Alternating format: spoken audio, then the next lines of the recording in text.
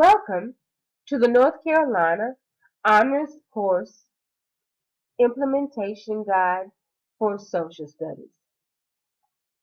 My name is Michelle McLaughlin, and I am a consultant with the K-12 Social Studies section of the Curriculum and Instruction Division at the Department of Public Instruction.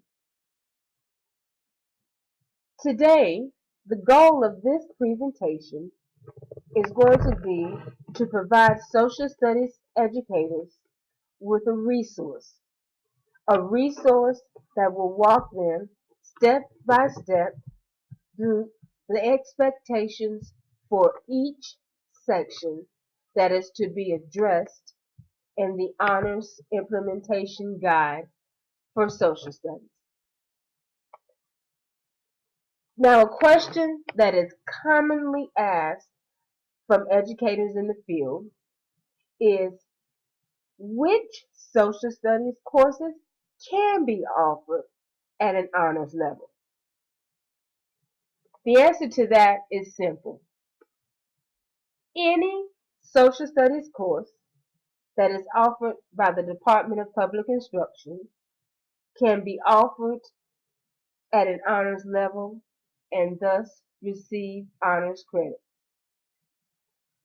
Additionally, any course that is developed by a local school system or by a school in the LEA may also be offered at an honors level and receive honors credit. So that being said, any social studies course can be offered at an honors level. But keep in mind, this is just addressing social studies. There will be other rules that will be different for other content areas. But currently, as policy stands, any social studies course can receive honors credit. So, if any course in social studies can receive honors credit, then those of you who are preparing portfolios for social studies honors courses may want to know what exactly does the Department of Public Instruction expect to see in a portfolio when it is submitted to be evaluated. Well, let's address some of the basics of what is expected. And then we'll go in detail as we go through the slides within this presentation. The first thing that you will want to know and want to address is that the social studies honors portfolio should provide evidence of what is going to be taught in a specific teacher's classroom at an honors level. And with that, it should also provide evidence of how that honors course is going to be taught at a level beyond what would have been taught in a standard classroom. The social studies portfolio should also address how the honors course is going to be assessed, as well as provide evidences of what materials will be used and what methods will be used to teach the course at an honors level.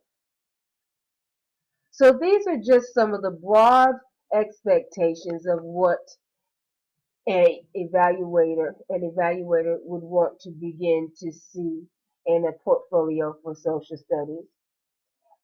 Now let's take a look a little deeper and go into a little more detail about the honors course implementation guide for social studies.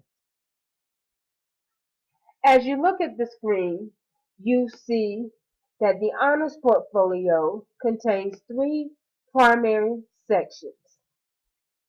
Each honors portfolio will be consisting of the current curriculum content. Each honors portfolio will need to address the materials and methods that will be used and the assessments that will be used. Therefore, these are your three primary sections of the portfolio, and each of these sections is going to always begin with what we're going to call the teacher's rationale. And this is simply where the teacher provides an explanation for what should be found in a particular section, meaning either the curriculum section or the assessment section or the materials and methods section. And therefore, that being said, you begin to get the picture that each section is going to have a teacher rationale. So greater details will be used and explanations will be provided as we go through on the teacher rationale. So let's begin with the first section, which is our curriculum content section. And as you look at the screen, you will see that there are a couple of questions that we want to make sure we draw your attention to in developing this particular section. And those questions are, how is the honors level course adapted and differentiated for advanced learners? As well as how does the honors level curriculum support vertical alignment for college and career readiness? So we want you to keep those two things in mind as you prepare the rationale. But in the curriculum content section, we want to make sure that you know that it will be made up of not only your teacher rationale, but will also be comprised of standards and objectives. This is where you'll explain about the identification of particular standards and objectives that are unique to the honors course that is being taught. And this is where the teacher will also put emphasis on how the teaching of particular essential standards and objectives is unique to the course. Keeping in mind these same standards were used in a standard level course. So how are they unique and how are they being used uniquely in an honors course? Real question that you may want to focus on in trying to provide that explanation is try to answer the question, how are these standards and objectives taught to make them more rigorous than they would be in a standard level course? And also, how is the teaching of these standards more advanced than what would have been taught in a standard level course? And finally, your third section is going to be, of course, your curriculum plan. And this final component is where the teacher should share anything that will be an overview of the plan of the course and how it's being developed or designed. So this is where you'll see your yearly or semester concept-based outline of units coming out. This is where you will see any curriculum maps you want to include, any course syllabus documents, any course outlines, any course documents that share in the determination of accelerating the class. All of these things will come together to develop the curriculum of the course and thus how it's going to be laid out in your planning. So with that being the three sections, let's start by looking in detail at the teacher rationale. The teacher rationale, if you read the actual implementation guide, states that the teacher rationale is based upon the intentional reflection and philosophy of the teacher teaching the honors course. So keeping in mind that you're really sharing the philosophy behind why you're teaching the course the way you're teaching it and what you're putting in the course and why, you want to make sure that, as we've highlighted on the screen, that you're able to provide a clear justification on the quality of work that's going to be expected in this honors course, and not focus on the quantity of the work. This quality of work is what should be clear to the reviewer when they begin to evaluate a portfolio. The teacher's rationale should also include evidences of concepts or conceptual lenses that are used and how they grow in sophistication from the standard level to the honors level. And we say this because in social studies, we're going to be using many of the same concepts, a lot of the same lenses, and so the teacher will want to provide descriptive explanation of how the same concepts that are used in the standard level course grow in sophistication. How is she going to treat them in sophistication as they are used in the advanced course? And with that, the teacher is going to probably provide some examples as well as maybe some resources behind some of the decisions that he or she has made in the quality of work that's going to be used and going to be submitted. In just a few moments or just a few slides, we're going to share some resources with you that are going to be actually found in the implementation guide itself. And that's going to be done to give you a feel for some of the things you can use in developing your portfolio, but also in what we mean when we say the types of resources. What are the things that you're going to use to back up what you say in the teacher rationale about the content, about the advanced topics, about the additions of the objectives? What are going to be your resources to support you? And you're going to see some examples. Right now, let's look at the standards and objectives section. And with the standards and objectives section, we want to draw your attention to the fact that this is the section where the curriculum content must include evidence of how the standards are taught in greater depth for the learner in the honors class, and how they are going to ensure that the learner be challenged in the honors class. This section is going to contain a list of extensions, and we'll talk about that a little bit in a minute. Standards and objectives that may be unique, or standards and objectives that may be added to the course. And this is the section where you're going to talk and list any advanced topics or issues that might be added to the course. The social studies course portfolio really must make sure that it provides evidence that the Common Core literacy standards are being used.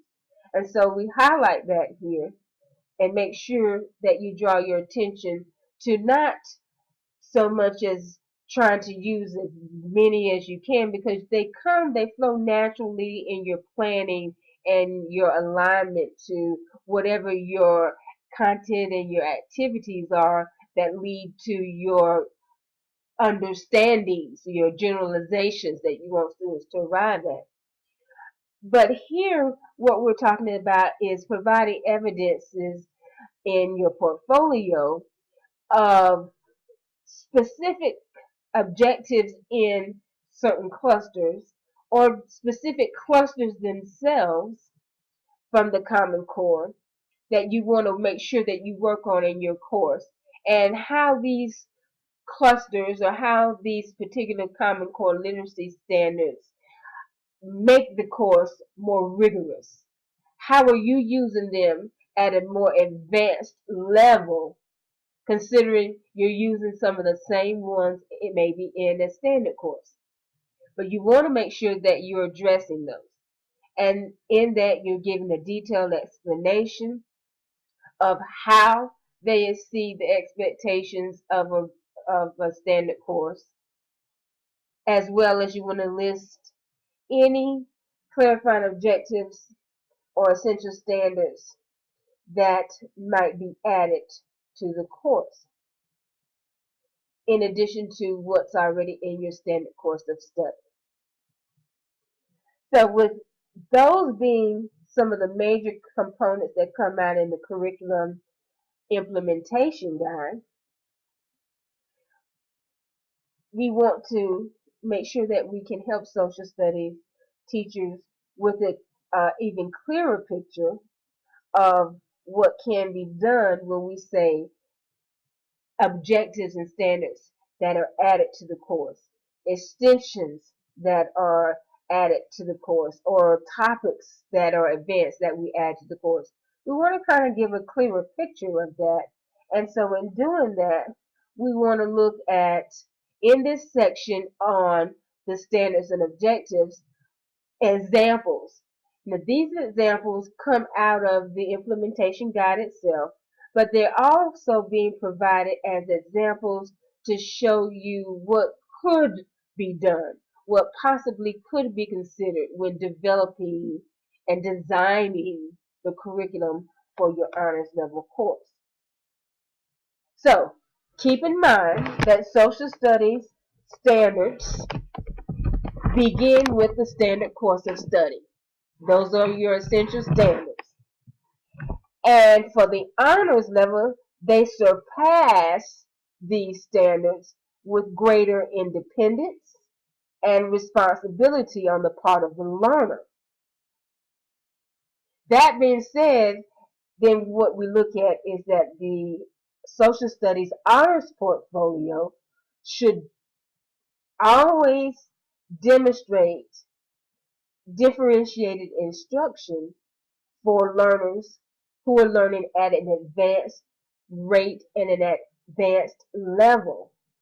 And we're going to do that through extensions to and enrichments of the essential standards that are already in the standard course of study. So here on our screen, we have an example of an extension. And so we want to provide you with an example of an extension. We want to provide you with an example of what we mean by possible added advanced topics. We want to provide you with an example of what we mean when we talk about adding essential standards or adding clarifying objectives. So these next slides are going to really delve a little deeper into what needs to be addressed and listed in this objectives and standards section. So now let's look at this example, and of course you can tell the topic is the passing of the frontier.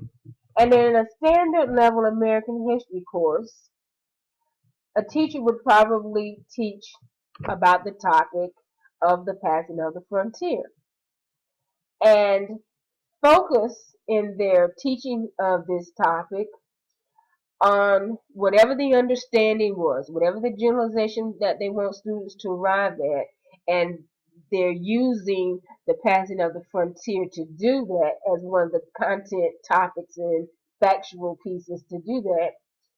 Some of those concepts associated with the passing of the frontier could be growth, it could be conflict and industrialization or advancement, frontier, or movement.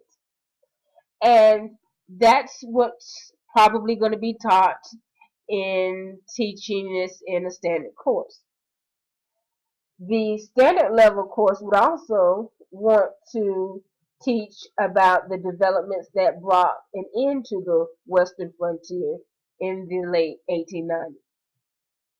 All that taught at the standard level, all of that is going to be taught at maybe at the honors level.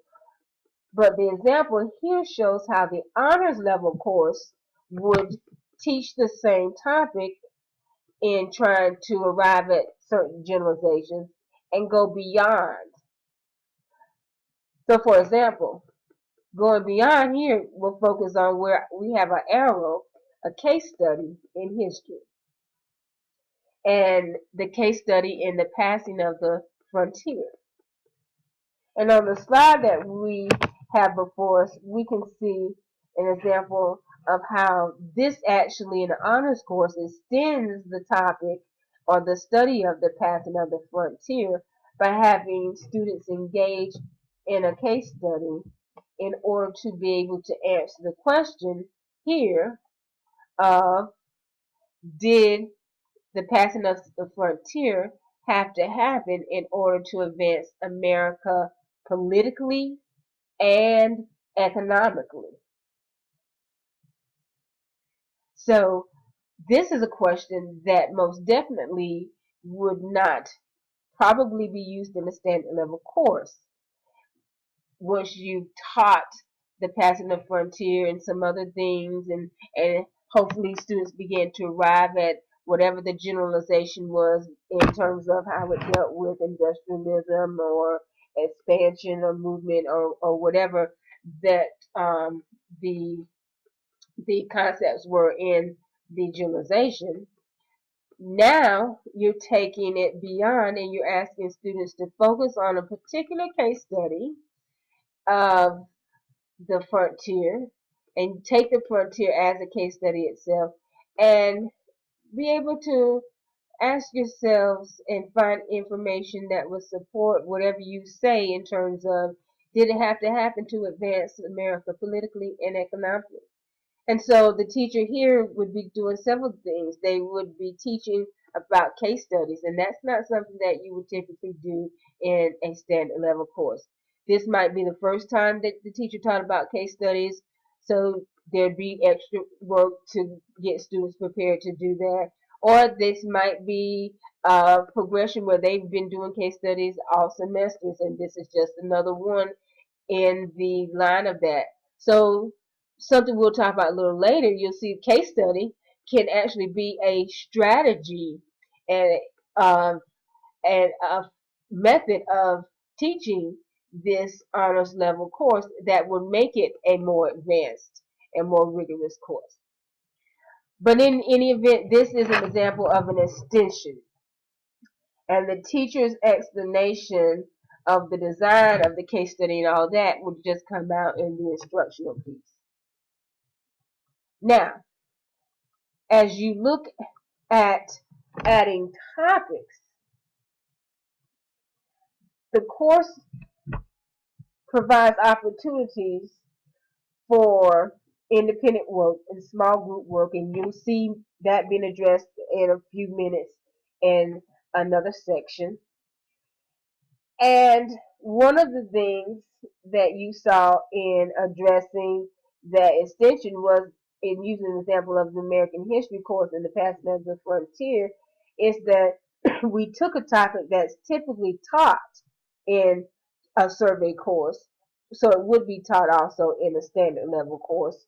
Doesn't have to be, but it's something that you would expect to be taught and extended upon it.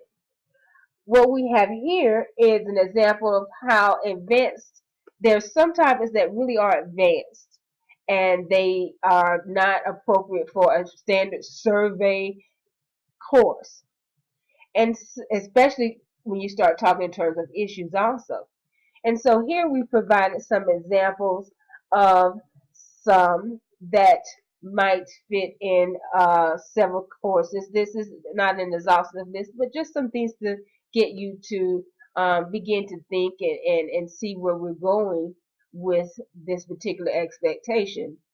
So with world history, one of the examples we have here is the example of Afghanistan. That's an advanced topic that in world history you probably would not go into the depth that this is going to ask for, because this is really talking in terms of the what's the root of the problem. We all know about Afghanistan and these past years of the war terror after we fought Iraq.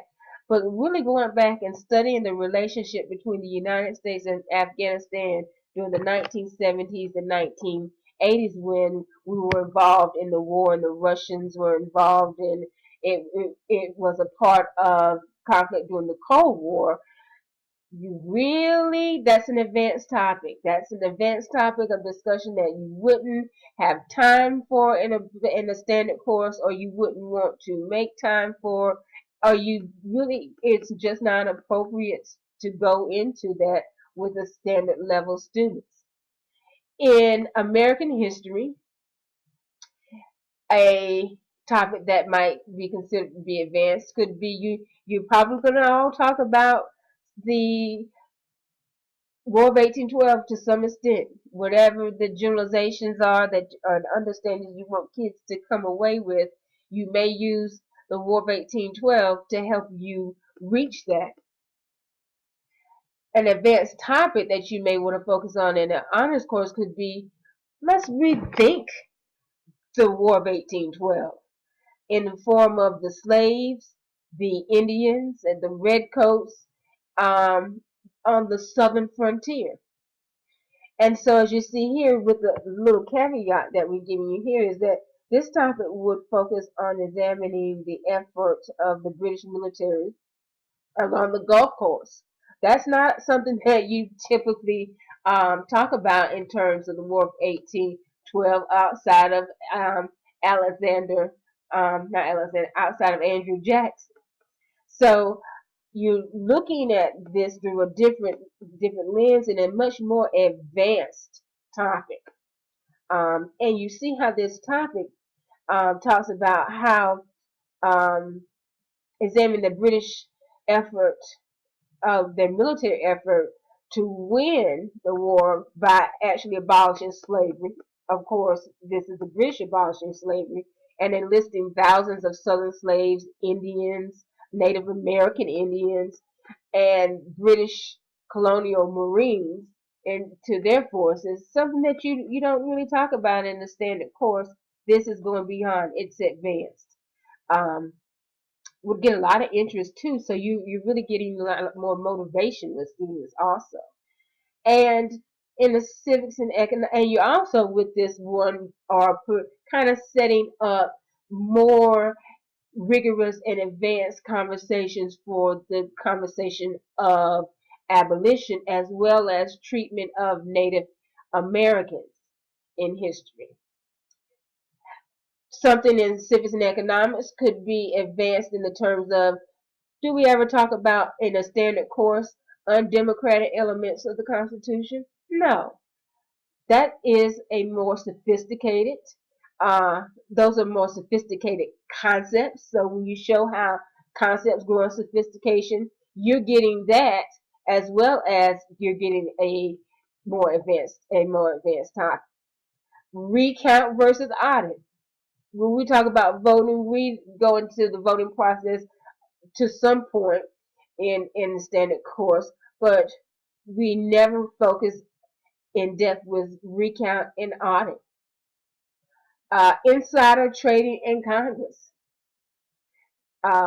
Those are, and I brought that up to just show the economic and personal financial and civic uh, and political integration there, but most definitely an advanced topic, as well as in economics, talking about the economics of sports.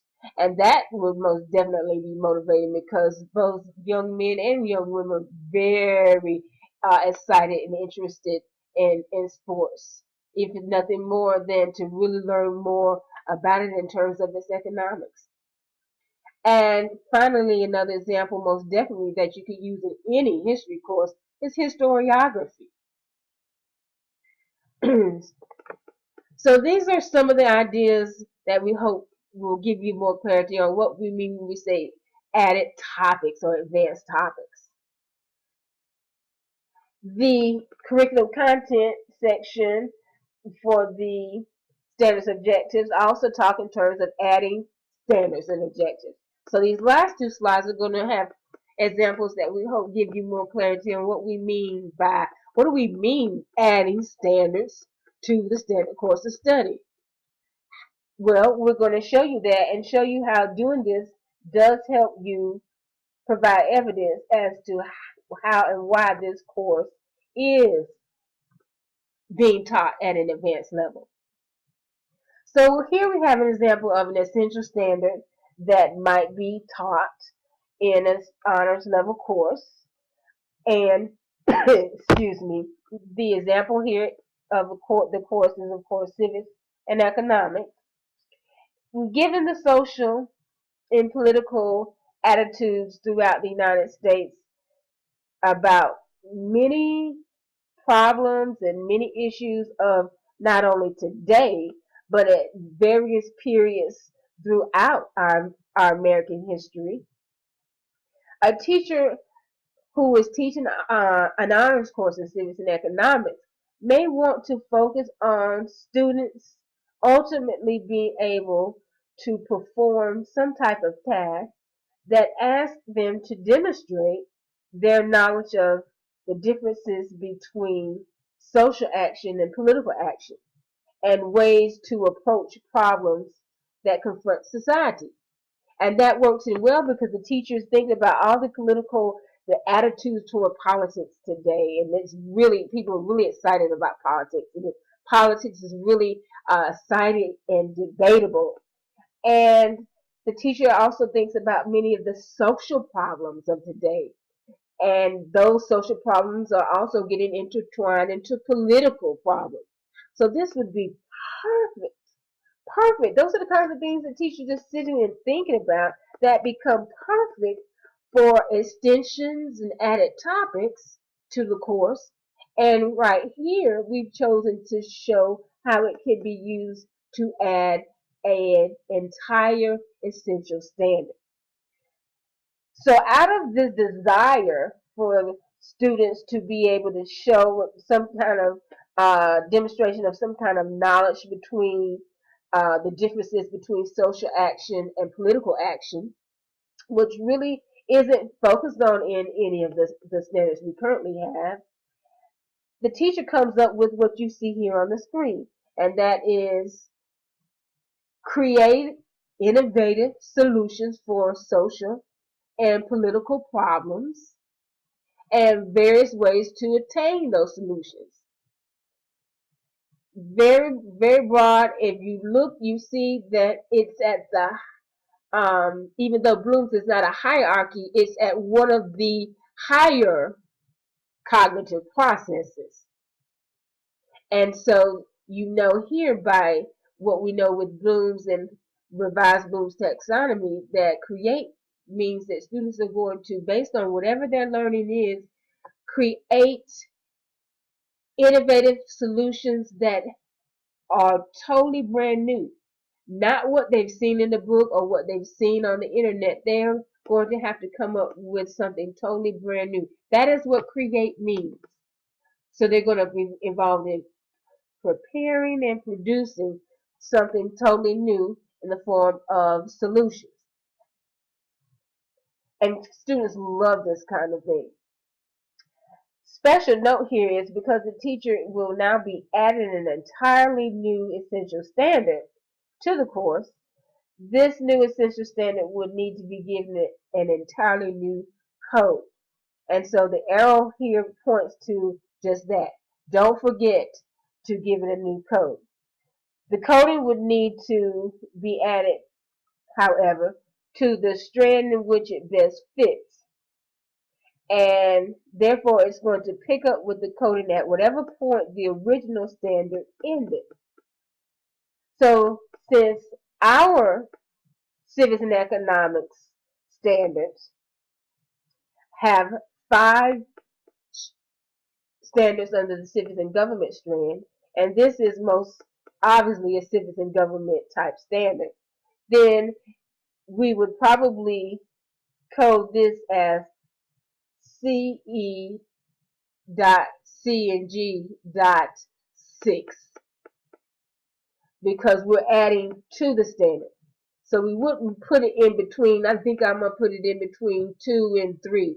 No, you wouldn't do that because you're adding to what's already there. So you're not inserting it in as some type of filler. You're actually saying, I'm adding it to what's already been approved by the State Board of Education. You're not putting it at the total end of the standard course of study because it doesn't fit at the end with the economic standards. You fit it in at the strand that it belongs in because our standards, of course, are developed around conceptual strands. And finally, our last example under talking about how to add the rigor by way of adding standards and objectives is by adding clarifying objectives. Now, the example we have here is from an American history class again. But in the example, you see that we've chosen a standard that already has two clarifying objectives.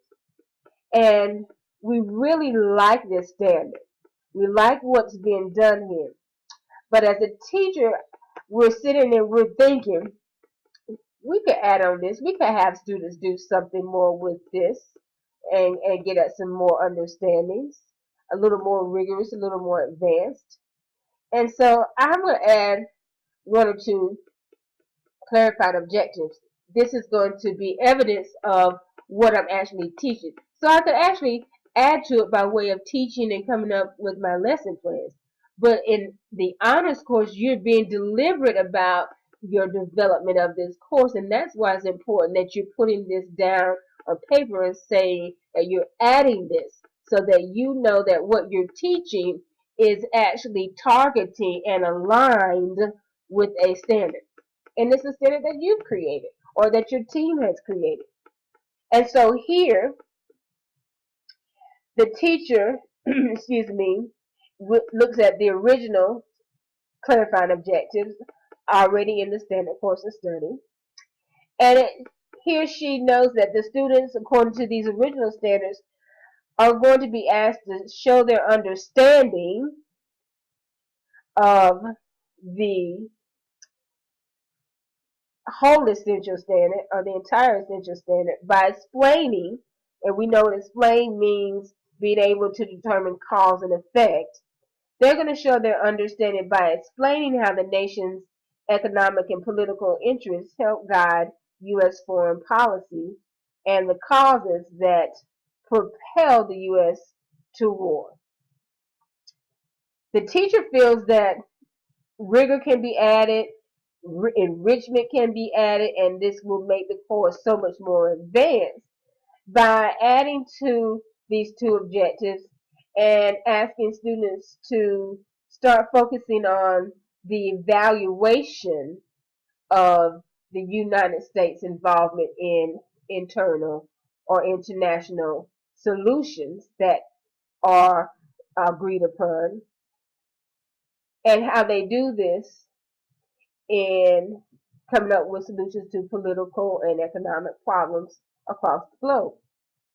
So here, after the clarifying objectives AH1 H6.1 and AH1 H6.2, the teacher has added, of course, AH1 H6.3. And the teacher has added this, and it simply reads, evaluate the United States involvement in solutions to political and economic problems around the globe in terms of advantages and disadvantages. Because we know we've got to have some criteria by which they're going to evaluate, so that criteria is going to be in terms of advantages and disadvantages. How does it advantageous for the U.S.? How's it advantageous across the globe for other countries? How's it how's it working effectively for the U.S.? How's it working effectively for all involved? Or how isn't it working effectively? Those are the kinds of things that you're extending on in this whole entire understanding of the role of the U.S. and how that role has changed. Because when you start talking about its effectiveness and its advantages, you begin to see even more of how the role across time has changed for the U.S. And so I think this is a wonderful way to show the extension of this course beyond what would be taught and expected in the standard course. And finally, when and if you are adding essential standards as well as clarifying objectives, don't forget to put your right coding. And so since this was at the end, because it draws upon what's already there, is why I gave the 6.3.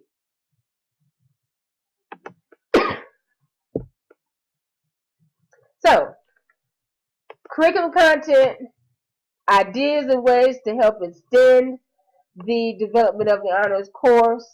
Those were the 4 that we talked about in the implementation guide, and each and every one of them go beyond what would be done and expected at the standard level. Here are the resources that we mentioned, and these you'll find actually in the implementation guide itself.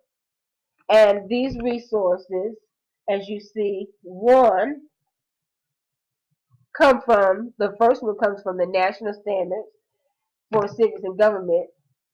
This is very, very powerful because it provides criteria, framework, examples of instructional content, and how it can be applied to promote success and inform and engage citizens while also fostering civic literacy. And this is important because these criteria and characteristics should be a part of every social studies course. So it's something we put here as a resource, and it's also something that you may also use in developing your course and use it as a resource. The second resource here is the National Curriculum Standards for Social Studies, and it identifies essential knowledge and performance expectations, what students are expected to do for courses K-12. And so it's also very valuable because it's published by the National Council of the Social Studies. And the third resource is the Civic Mission of Schools, which is the report that we're all familiar with, and how this report looks broadly at civic learning, what actually it is and what it isn't, and why it is so important and why it matters, and how it is an integral role in the American democracy and the fabric of the entire being of the U.S. and the government of the U.S. And so it's also a very valuable piece. And the rest of the links you'll see are links that are AP or College Board resources.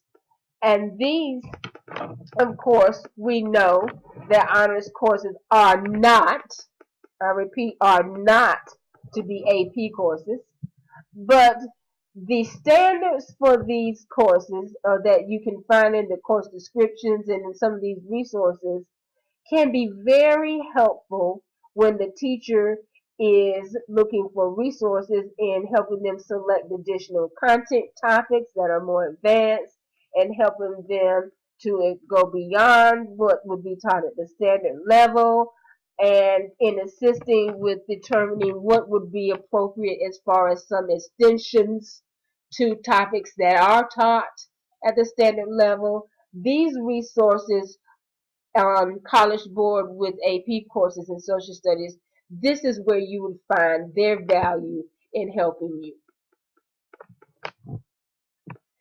And then last but not least, in the curriculum content section is your curriculum plan, which, as we said, is your layout of how you're designing or developing this honors course. And with that, your portfolio must outline with detailed description the abstract or narrative of the course itself. And we always provide that in sometimes our syllabus or our course outline. But once again, we want that to be something that is also put in the portfolio for the person who's evaluating your course or who's evaluating your portfolio. Your districts or your LEAs may use yearly or semester plans for units. They may use course syllabi, scope and sequence documents, curriculum maps. They use a variety of things. You are free to use whatever format your district mandates you to use, whatever format you want to use, whatever format your school says you have to use, as long as it describes and identifies targeted objectives for specified periods of time or intervals of time in how this course is going to be taught and why those intervals of time are going to be important. With and I say that to let you know those are all things that can be used to help you talk about the intervals of time of how you're going to teach that course if you don't want to use pacing guides. Many of us are moving away from that. We know we also are moving away from that in social studies, and we have been um, uh, we've not been using pacing guides um, since the curriculum was changed back in the early 2000s. So with the new conceptual framework, the social studies standards and the shifts in teaching social studies, those things have to be addressed when you begin to say how your plan is going to go for how you're going to develop to teach this class. And so what we strongly suggest is the use of the conceptual unit design. And with that, most definitely, if you've been to any of our training, you're familiar with that. If your school systems have had training on that, you're familiar with that. And we hope to see a lot of that.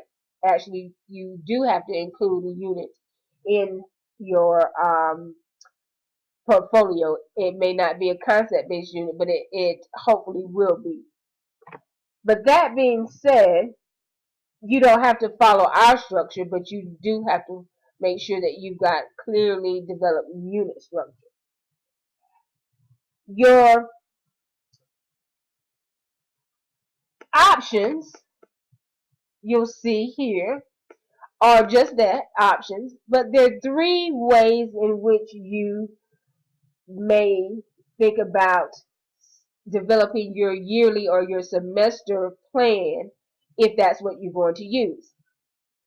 One, the first one you see here is you can submit a yearly plan or a yearly or semester plan of unit that is completely different from one that was used in the standard course. So that's the most obvious. We use this one. We had these 4 units in the standard level course. We're going to have 4 totally, completely different ones in the honors course. The second option is if you're going to submit a yearly or semester plan, that is, you can use one that uses the same plan that you used in the standard level course, but you add it to it. So you have 4 units, for example, in the standard course. You may add 1 or 2 smaller units to it in the honors levels course. And so these units will advance the course and go beyond. And then 3, you have the option of submitting a yearly or semester unit plan that uses the same units that you used in your standard course, but you're going to replace some of them with units that are completely at an honors level and totally different. So you've got the 4 that you have at the standard level, and 2 and 3 you're going to remove, and you're going to develop 2 new ones, and that will be your 2 and 3. So you'll have 2 that are totally the same as your standard level, and 2 that are totally different, and you still have 4. So those are just 3 options if you choose to submit a yearly or semester unit outline of units that are going to be taught. The ultimate thing to remember when doing your curriculum plan is to make sure you have provided evidence that clearly and strongly supports the additional quality point that's going to be awarded to a student taking and passing the course. That they're clearly getting the point for the quality of work, and that it was at an honors advanced rigorous level. Essential to this section, the curriculum section itself, and this is just the first section, is that the teacher needs to be sure that he or she has given the clear and thorough reasons for what they have designed in the what of the honors course. And that's all this first section has been about. The what. What are you going to do? What are you going to teach? The how is going to come next. And it's coming in section 2 with instructional materials and methods.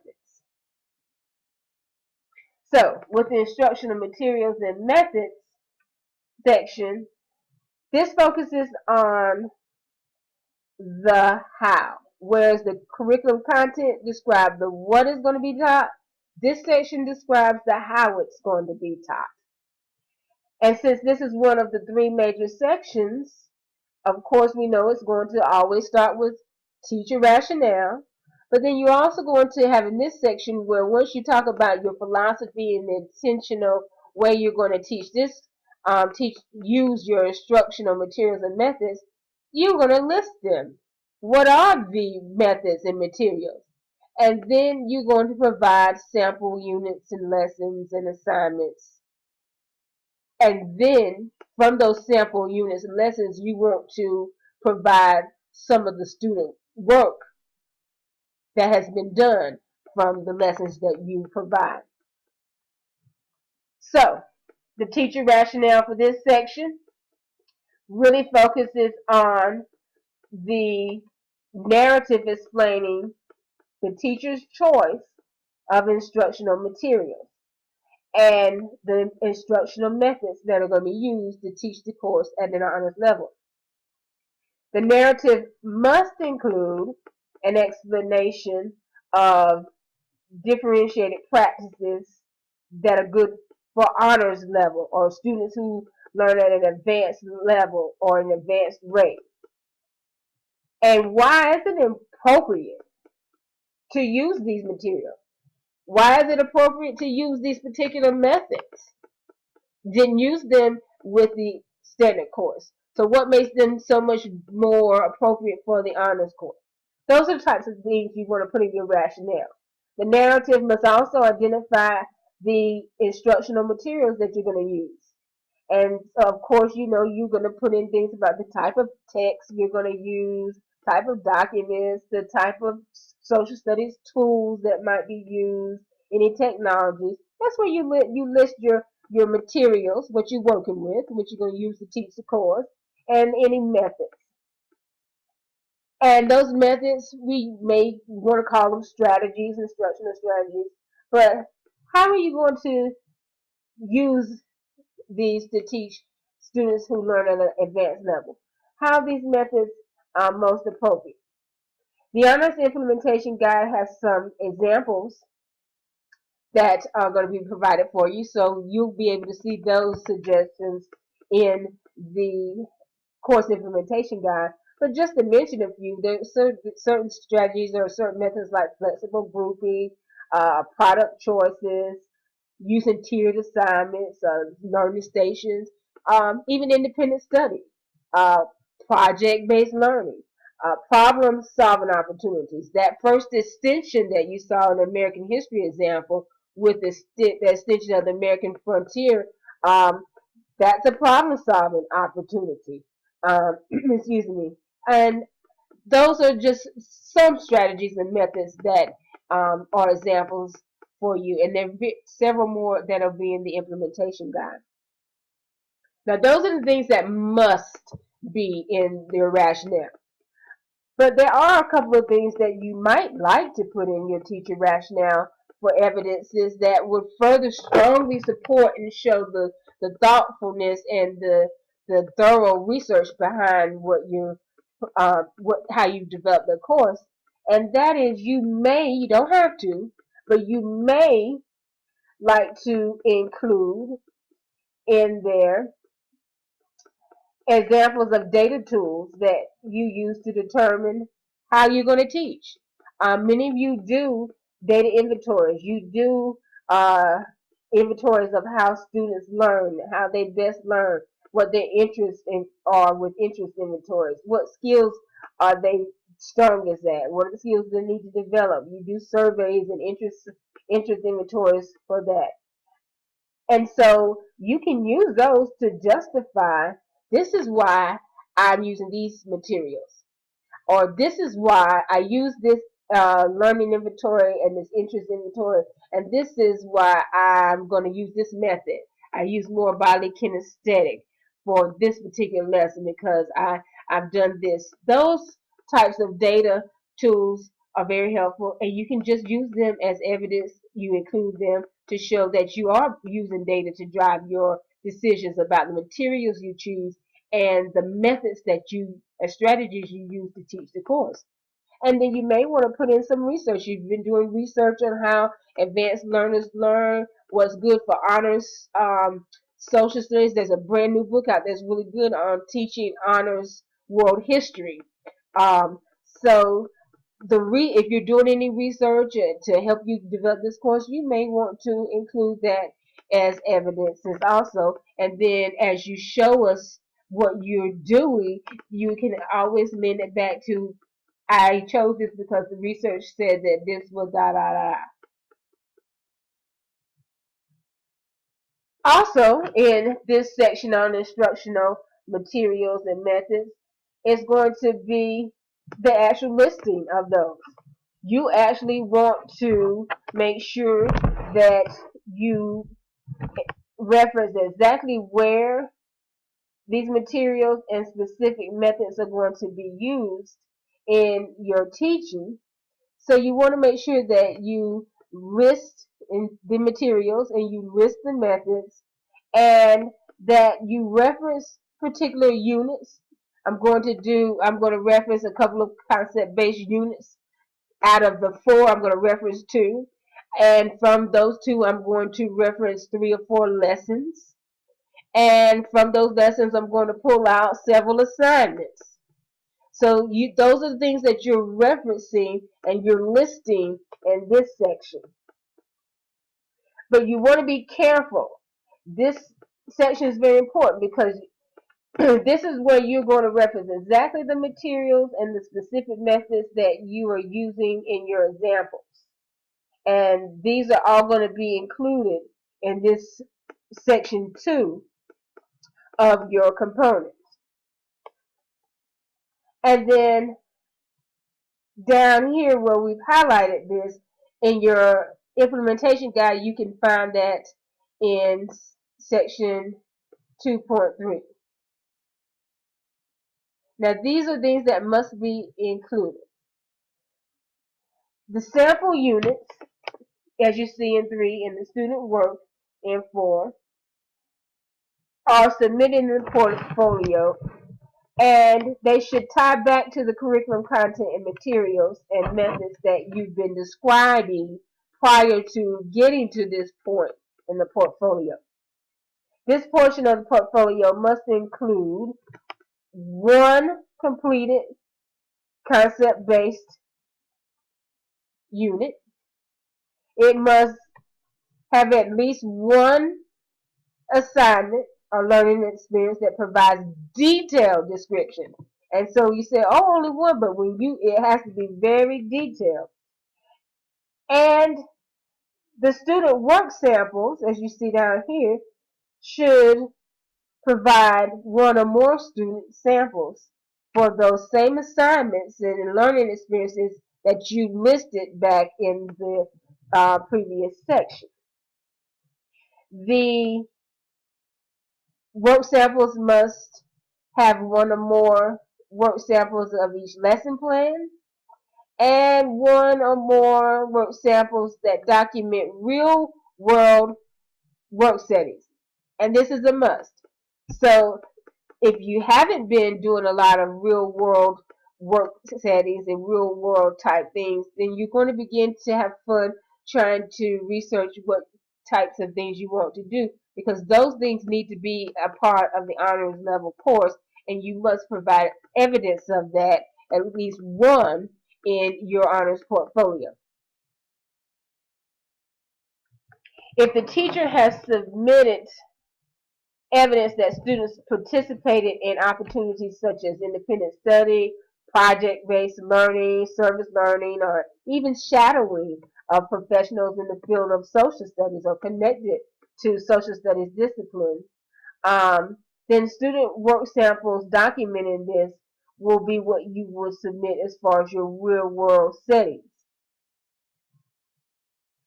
So before leaving this section, that talks in terms of detailing your materials and methods, I would ask teachers to make sure that they have their rationale and student work samples that are reflective of the instructional materials and strategies for the learners, that they reflect what has been put in the work portfolio. That you don't have one thing in the portfolio and your work samples don't tie back to them. And this is very important.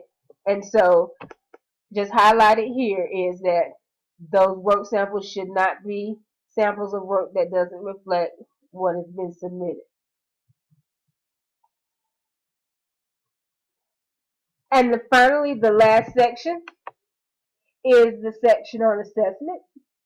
And with that, you see that you want to begin to talk in terms of how this course is going to be assessed.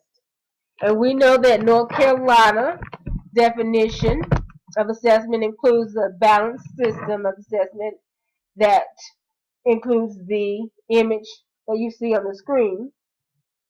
But this final section, you will see the social studies portfolio, including evidence that best practices for assessment is being used or are being used. This section should be inclusive of evidence of pre and formative and summative, and the summative we have no problem with. But we need to make sure that along with summative and along with our grading practices, that we're including things about rubrics and scoring guides and formative assessment as well as pre-assessment.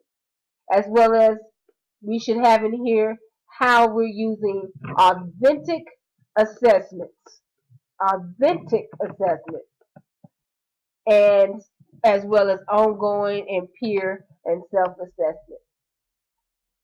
In this last section of the portfolio, the teacher is going to be sure that he or she has provided explanation for any of the assessment practices that they're using to as evidence of what they're doing in their honors course, and how it's being used in an advanced manner, or how it advances the course beyond, of course, the standard level.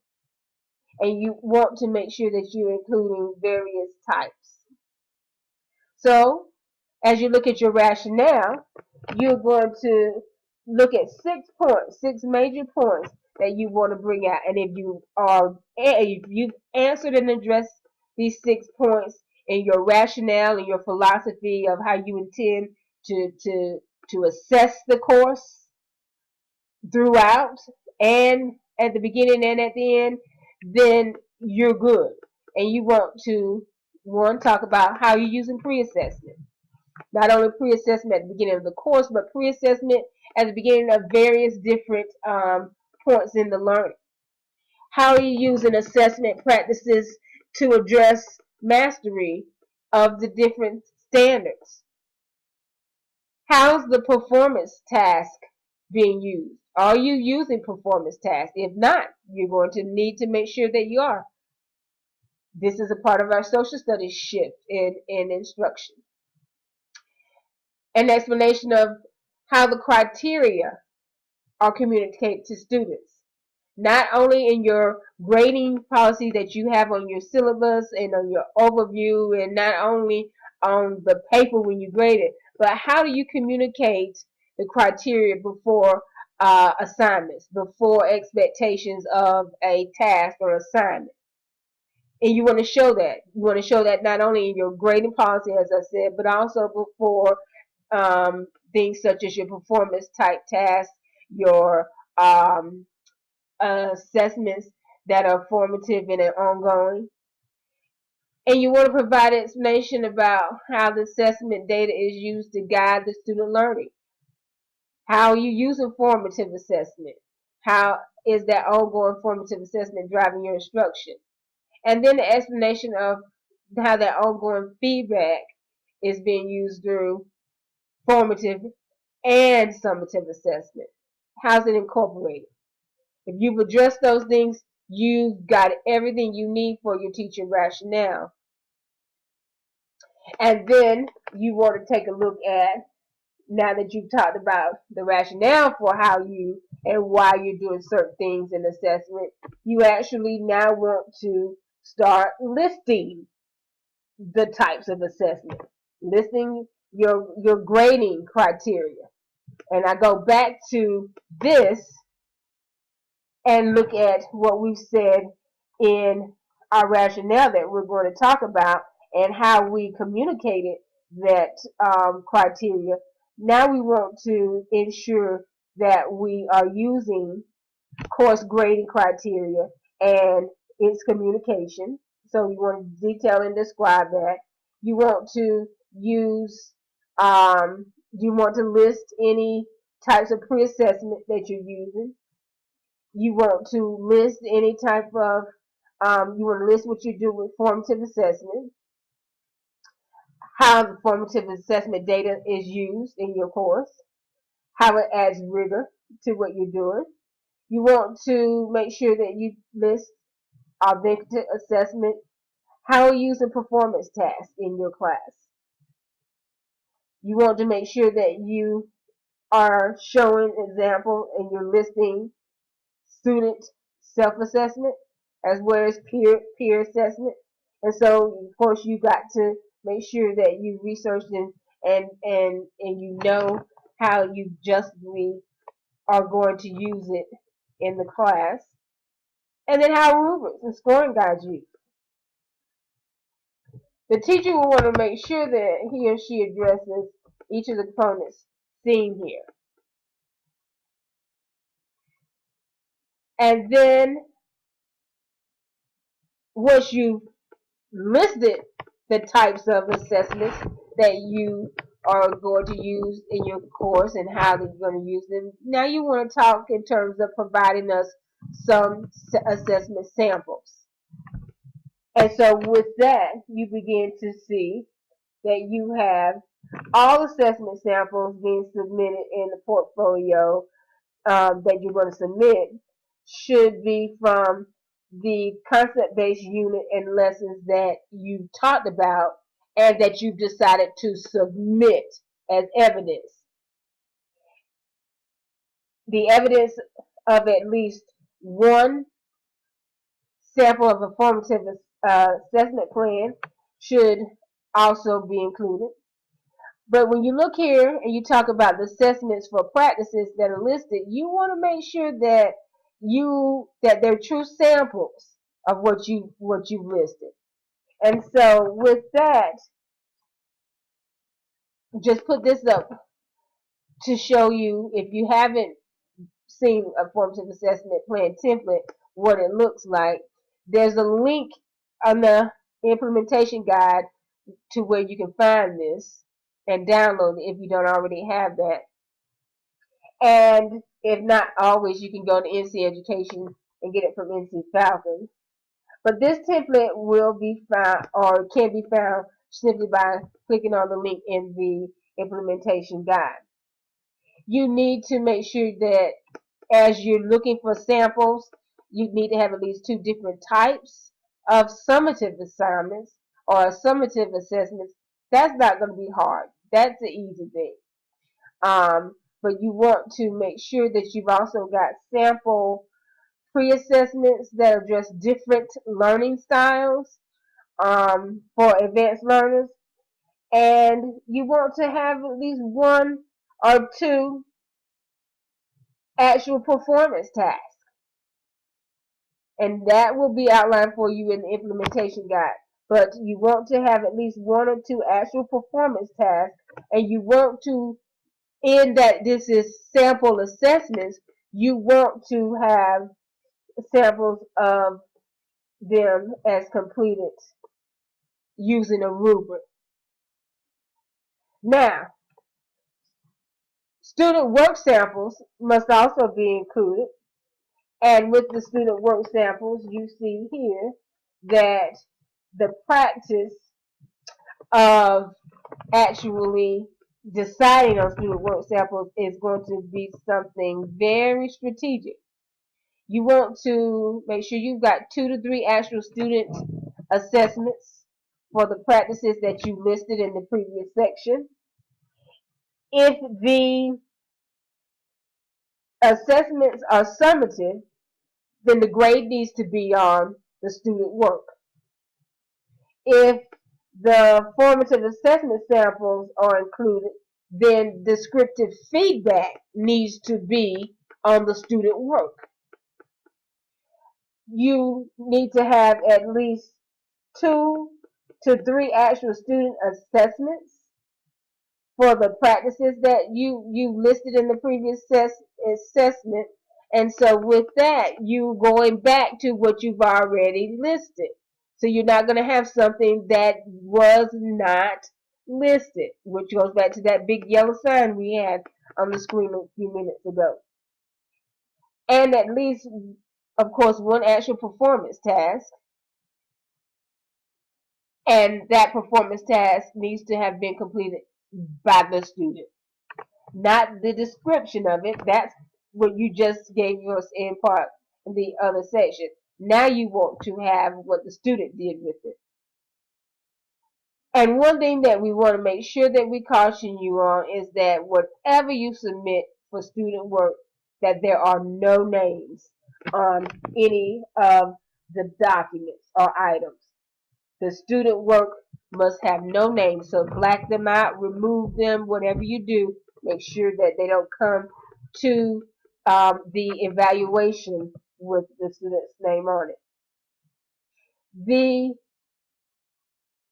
assessment practices, excuse me, wrap up the sections, the 3 sections, and what you begin to see now is a completed portfolio with evidences, and the North Carolina honors course implementation guide that you have should be complete. Now, the honors course implementation guide and the rubric have been developed to support the LEAs in the development and implementation of the honors level courses, and it is in no way intended to be stiff and rigid and inflexible. So it is up to the teacher to have the flexibility to design and develop the course any way he or she sees fit but within the guidelines and the frameworks of what has to be there for your particular content area, of course, this being social studies.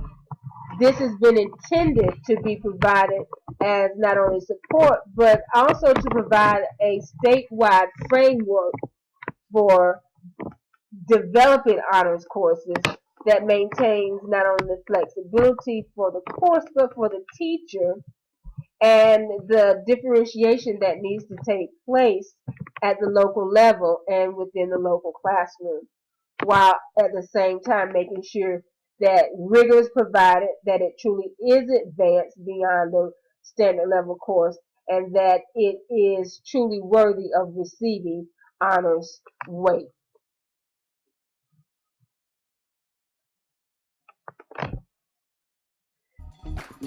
We hope that this PowerPoint presentation has been helpful and has been provided with clarity that helps the teacher prepare for submitting an honors implementation guide for social studies. If you have any additional questions or simply want to get more clarity for any portion of the implementation guide, please feel free to contact me, Michelle McLaughlin, or Faye Gore at the email contacts that you see on the screen.